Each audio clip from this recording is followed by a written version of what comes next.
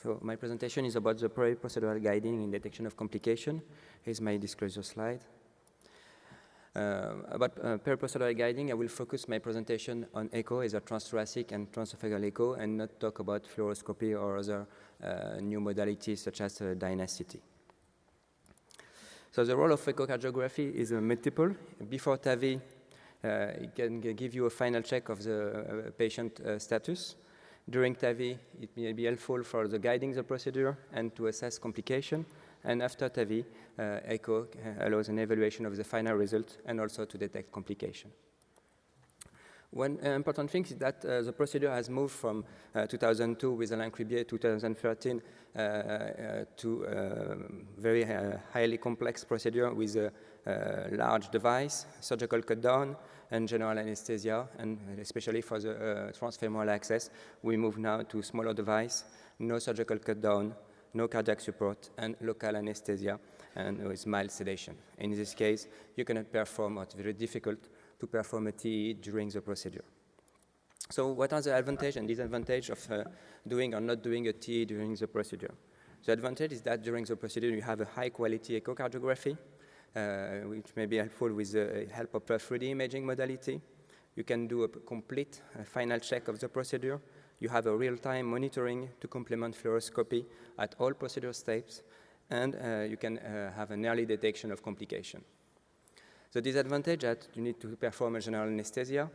You need to have an echocardiographer in the cath lab during all the procedure, and sometimes it's quite painful with the interventional cardiologist. Your probe may obstruct the fluoroscopic view. So first step, to do a final check of the patient before the procedure. The first thing you need to look at is annulus diameter. It can be done by transthoracic echo, but it's not easy in the cath lab, in the patient already laid down and with all the protection to do the procedure. It's mainly due during when you have a transesophageal echo. Just a few things about the aortic annulus diameter. Bartos showed you that. The aortic annulus is not a ring. It's a complex, crown-like, three-dimensional structure, see, like a crown. And the second thing is that not only it's a complex, three-dimensional crown-like structure, it's not circular, it's ovale. So you can have different modalities to assess annulus diameter. You have the CT, you have transthoracic echo, and you have transesophageal echo. We have shown several years ago, in 2010, that all these measurements are very close, but are not identical. And the main thing is that using one modality instead of the other, you may end up with very different TAVI strategies. You can see that in almost half of the patient, choosing a transthoracic echo, transesophageal echo, or CT, you may have a different TAVI strategy as regard to the prosthesis size or doing or not doing the procedure. So the choice of the method for the annulus measurement have important clinical implications as regard to the TAVI strategy. So which method should be considered as a reference method? It's not completely clear, and it remains a pending question about transesophageal echo or computed tomography. But what I would like to show you is that we should not oppose CT and echo. Barto showed you already this kind of slide. Using CT, we are measuring the annulus diameter, diameters at the plane of the virtual annulus ring. You can see here in yellow. And by echo, we are not exactly measuring in this plane. We are measuring something from here to close to the commissure.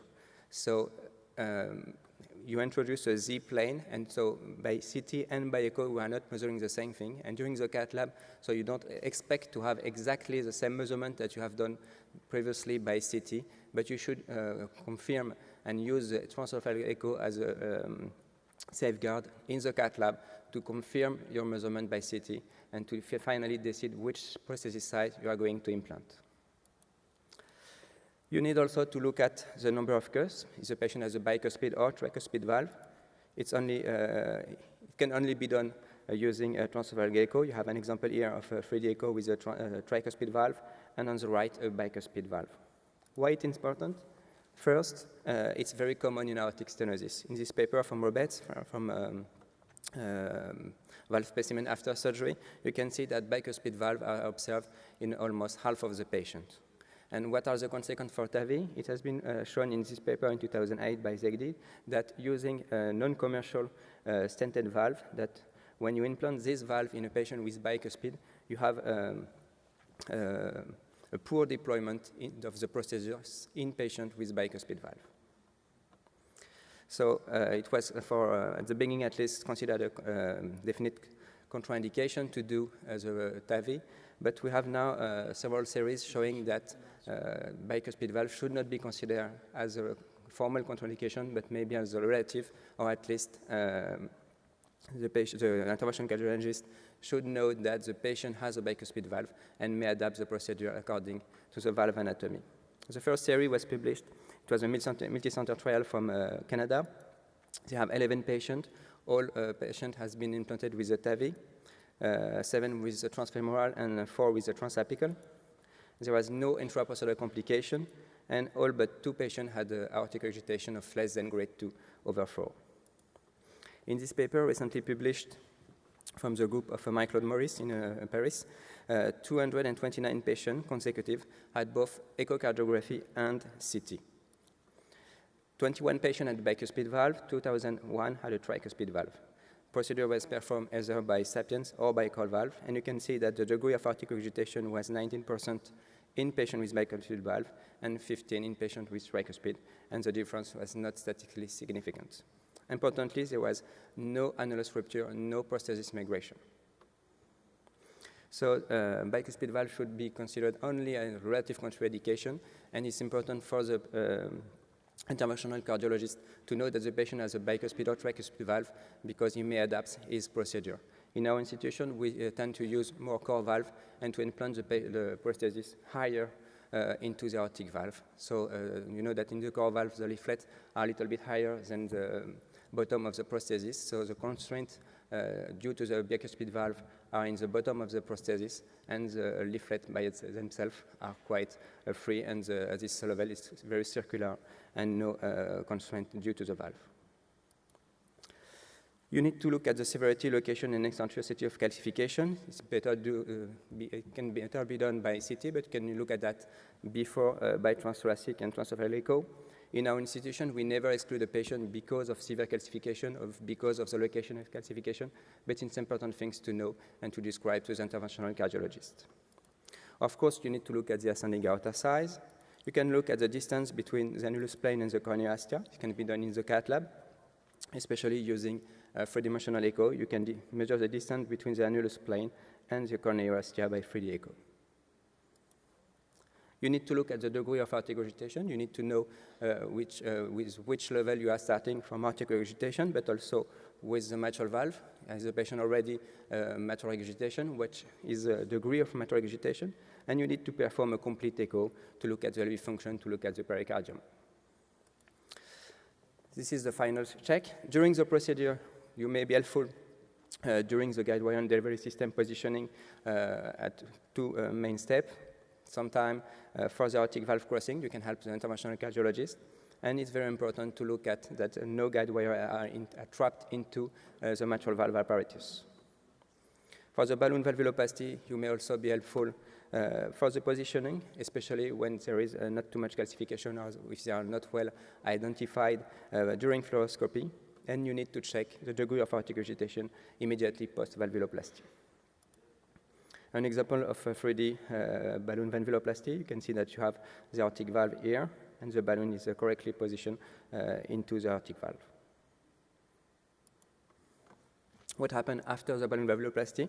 It's important to know. You can see here, so you are in TE, and after the balloon valvuloplasty, you end up with a severe aortic regurgitation, and the hemodynamic tolerance may not be good, and you may rush to implant the prosthesis.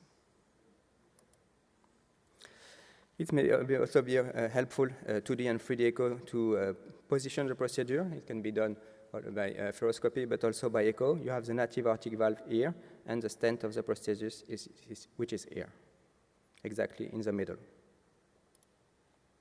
By 2D, again, the stent is here. You have the balloon here. It's a Sapiens valve, and the aortic valve is here. You open the balloon, and the prosthesis is exactly implanted in the middle of the aortic valve. Same in 3D. The prosthesis is here. The native aortic valve was here. So the prosthesis is perfectly positioned. And at the end of the procedure, you need to assess the position of the transcatheter heart valve, the shape, the degree of aortic regurgitation, the patency of the left main. You need to look at the pericardium, LV function, especially. You need to look at occurrence of new wall motion abnormality. You need to look at the mitral valve. And again, you do a complete echocardiography.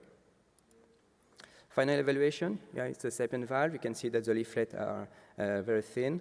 There is a tiny central aortic regurgitation, and you can see here a very mild or trace paravalvular aortic regurgitation. The sapien valve is very circular and well positioned in the middle of what was the native aortic valve here. It's very easy using transesophageal echo to look at the patency of the left main. You can see here it's ladies ear and circumflex ear. There is two ostia. It's very difficult to look at the patency of the right coronary artery because of hyposteresis and shadowing due to the stent. An echo is also very useful to detect complication. Here, an example of tamponade. You can see the pericardial effusion, and the right ventricular cavity are completely compressed by this pericardial effusion. This is a transthoracic echo, which is very useful is to use the subxiphonogen incidence.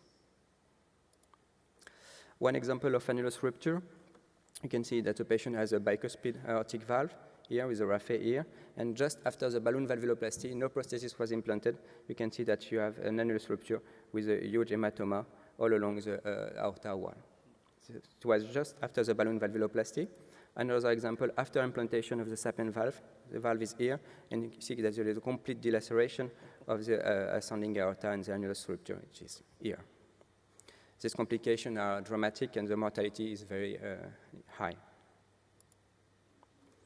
Another example, with the core valve, you can see that the core valve has a funny shape, it's completely ovale. You can see here in the long axis that the deployment is abnormal, and you have a severe aortic regurgitation with at least two jets, one paravalvular, and one is central here. What was done because of this wrong deployment was a new balloon valvuloplasty. And at the end, you can see that you have nice circular core valve with two jets of aortic regurgitation, and the quantification something like a mild to moderate. So it was easily assessed by transesophageal echo that the deployment was suboptimal, and it ended up with the consequence of a new balloon valvuloplasty to improve the deployment of the prosthesis and to significantly decrease the degree of aortic regurgitation. Another example, it's very important to look at what is the final result. It was done by transthoracic echo. You can see that good LV function, the prosthesis is here. There is a mild mitral regurgitation and a very tiny degree of aortic regurgitation. A few days later, in the echo lab, you can see that the prosthesis has a complete different position. The native aortic valve is here, and the prosthesis is in the LVOT now, and it's confirmed by transesophageal echo. You have the native valve here, and the prosthesis has moved into the LVOT, and the patient was operated on. You need also to look at the degree of mitral regurgitation. You can see here the very mild mitral regurgitation before the procedure. The aortic stenosis is severe and very mild mitral regurgitation.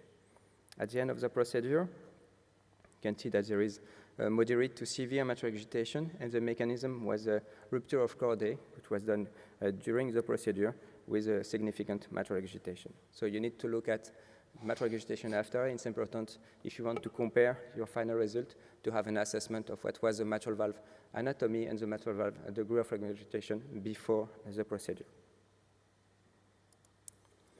So I'm a little bit short. Echocardiography plays a crucial role during TAVI at all steps.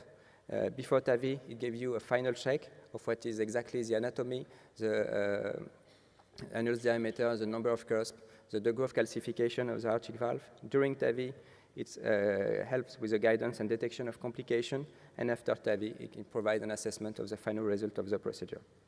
According to the procedure modality, either local or general anesthesia, a TE or TT monitoring can be performed, and it's very important that in any case, an echo machine should be immediately available in the cath lab as an echocardiographer, and a TE performed in any duct or in clear clinical situation if you are not monitoring the patient by TE during all the procedure. I thank you for your attention.